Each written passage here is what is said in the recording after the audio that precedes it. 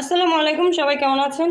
আজকে আমি যে ছোট মাছগুলো রান্না করব, এই যে মাছ রান্না করতে পেঁয়াজ, কাঁচামরিচ, ধনিয়াপাতা আর এই যে সব মশলাগুলো একসাথে আমি একসাথে নিয়ে নিয়েছি। এখন আমি প্রথমে কড়াইতে মাছটা মেখে তারপরে বসাবো।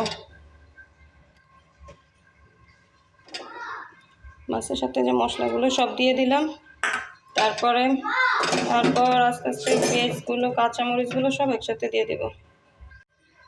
এবার একটু পেঁয়াজ কুচিও দিয়ে দেব। এভাবে ভালো করে একটু মেখে নিব। ঠান্ডা, যে হারে ঠান্ডা পড়ছে, প্রচুর ঠান্ডা পড়ছে দেশে, অনেক শীত, শৈত্যপ্রবাহ মনে হয়, কোনো রৌদ্র ওঠে না আজকে কয়দিন, একই অবস্থা। এবার একটু পানি দিয়ে দিব। পানিটা বেশি দেওয়া লাগবে না, অল্প পরিমাণে পানি দিয়ে দিব। চুলার চাপটা দিয়ে দেব। এবার মাছটা আস্তে আস্তে হবে। মাছগুলো হয়ে গেছে, এবার একটু ধনেপাতা দিয়ে দিব।